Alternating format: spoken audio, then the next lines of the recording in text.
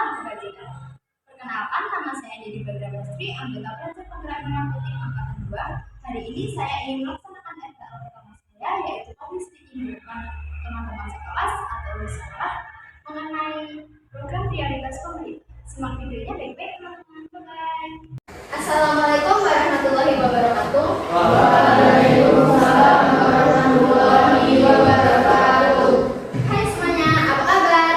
Baik. Oke, perkenalkan nama saya Dedi Badrabastri, biasa dipanggil Niti. Saya merupakan pelajar penggerak Merah Putih Angkatan 2. Hari ini saya ingin mengerjakan RTL pertama saya, yaitu public speaking mengenai program prioritas pemerintah bidang pendidikan dasar dan menengah. Sebelumnya kalian tahu nggak sih beberapa program-program pemerintah? Ya. Oke. Jadi program pemerintah tuh ada banyak sekali. Ada MPG, PIP, KIP, dan dana bos. Nah, kalian ingin tahu nggak apa aja program-programnya? Ya. Mari kita lanjut ke materi utama. Yang pertama ada program digitalisasi belajar. Jadi digitalisasi pembelajaran itu merupakan pemanfaatan teknologi sebagai media pembelajaran yang relevan seiring dengan perkembangan zaman. Tujuan dari digitalisasi pembelajaran sendiri untuk mempercepat transformasi sistem pendidikan dan membuat pembelajaran itu menjadi asyik, seru, dan tidak membosankan. Lalu yang kedua ada program penguatan karakter, yaitu 7 kebiasaan anak Indonesia hebat atau yang biasa disingkat 7KI. Kalian mesti familiar dong dengan program ini, karena setiap pagi kalian mesti melakukannya. Ya, jadi 7 kebiasaan anak Indonesia hebat itu merupakan sebuah program pemerintah yang bertujuan menanamkan karakter positif ke anak sejak dini. Program 7KI ini ada banyak sekali penerapannya. Salah satunya adalah yang pertama bangun pagi. Bangun pagi ini mempunyai manfaat, yaitu meningkatkan kesehatan fisik dan mental, meningkatkan fokus dan konsentrasi, dan ya masih banyak lagi. Dari bangun pagi kita jadi punya lebih banyak waktu untuk beraktivitas seperti berolahraga, lalu sarapan, dan beribadah. Selanjutnya ada beribadah. Beribadah itu memiliki banyak sekali manfaat, yaitu membuat jiwa, pikiran, dan hati itu menjadi tenang, dan juga dapat membantu untuk mengontrol emosi seperti tidak mudah marah, terus menjadi lebih sabar dalam menghadapi banyak cobaan. Selanjutnya ada berolahraga. Berolahraga ini juga memiliki banyak manfaat, seperti dapat membuat tubuh menjadi bugar, lalu memperkuat otot dan syaraf, terus ada juga membantu untuk kesehatan jantung itu meningkat. Lalu ada makan sehat dan bergizi. Makan sehat dan bergizi ini juga memiliki banyak manfaat, seperti membuat tubuh itu menjadi kuat, terus meningkatkan energi, dan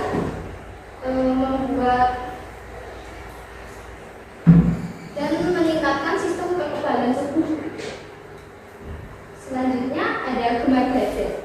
Gemar belajar ini juga memiliki beberapa manfaat juga, seperti meningkatkan pengetahuan dan wawasan, lalu membantu fokus dan konsentrasi kita, dan menjadi sebuah relaksasi bagi orang-orang yang menyukainya. Selanjutnya ada bermasyarakat.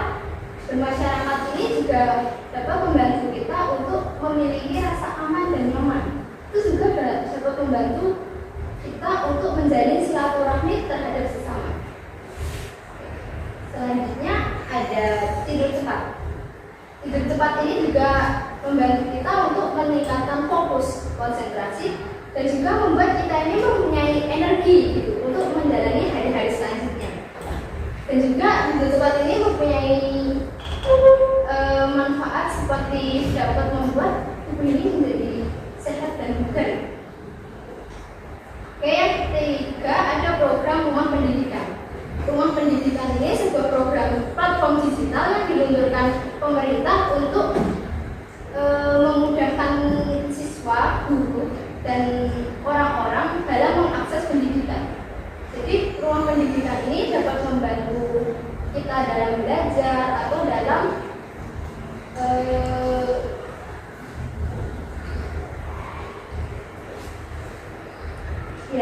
kolaborasi. Lalu yang keempat ada TKA atau tes kemampuan akademik.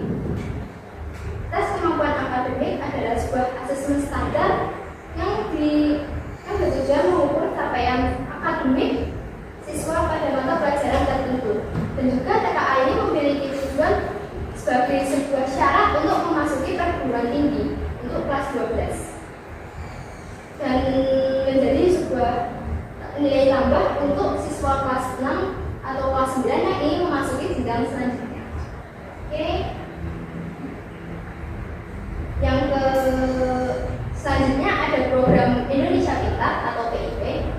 PIP sendiri merupakan bantuan yang berupa uang tunai untuk siswa yang kurang mampu atau yang rentan miskin. Tujuannya agar siswa ini tuh dapat menamatkan sekolah hingga ke jenjang SMA.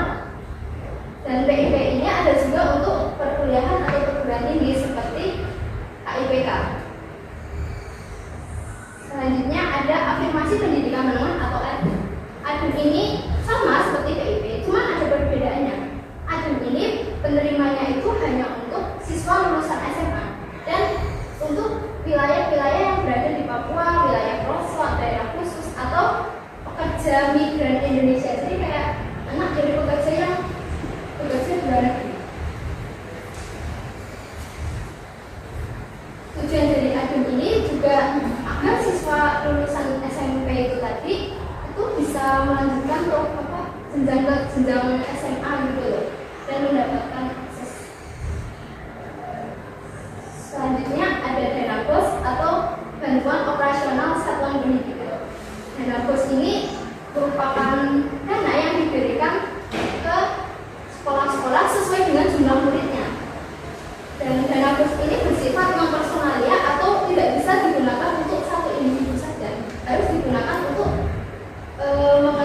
mengerjakan suatu satuan pendidikan. Tujuan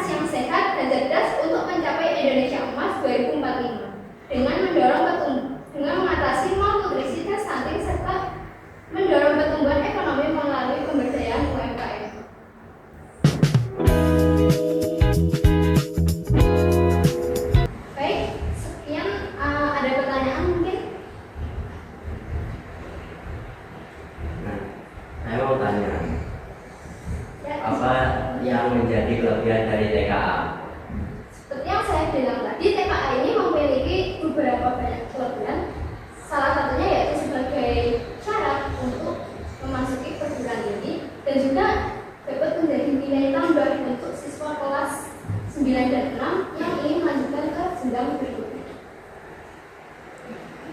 Paham? Saya mau bertanya, Silakan. apa sih yang menjadi perbedaan antara PIP dengan ANU? Jadi perbedaannya itu terdapat pada bentuk bantuan dan penerimanya. Kalau PIP itu kan penerimanya siswa SD, SMP, hingga SMA kan. Kalau ADEM ini penerimanya merupakan lulusan sekolah menengah dasar, jadi seperti SMP atau MTS. Dan juga bentuk bantuannya juga berbeda. PIP ini kan berbentuk uang tunai yang bisa digunakan untuk membeli peralatan sekolah. Kalau ADEM ini itu bantuannya itu berupa akses untuk melanjutkan ke jenjang SMA dan juga sebagai biaya hidup dan biaya transportasi. Oke, sudah paham?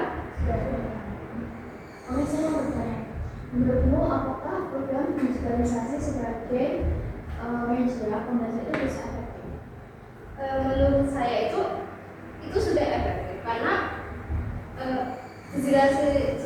digitalisasi pembelajaran itu kan pembelajarannya menggunakan sebuah perangkat gitu kan, seperti smartboard, laptop atau masih banyak banget. Dan efektifnya tuh karena kita ini jadi lebih tahu mengenai pembelajaran itu sendiri. Menurutmu apakah program digitalisasi itu dapat membantu pembelajaran yang lebih efektif? Menurut saya itu sudah efektif karena pembelajaran menggunakan digitalisasi pembelajaran itu kan pembelajaran yang menggunakan sebuah perangkat seperti smartboard, laptop, dan proyektor. Dan menurut saya efektif itu karena ini tuh membuat pembelajaran itu menjadi lebih asik, seru, dan gak membosankan karena kan kita jadi melihat sebuah media atau sebuah contoh dari pembelajaran yang kita pelajari di sekolah atau di luar. Oke. Saya mau bertanya, Silakan. apa peran orang tua dalam program khusus kebiasaan anak Indonesia? Jadi peran orang tua ini datang untuk tujukan yang seperti harus menjadi contoh untuk anak-anaknya dan juga harus bertanggung jawab terhadap peran itu. Orang tua juga perlu konsisten dalam membuat sebuah rutinitas yang bermanfaat bagi anak. Terima kasih.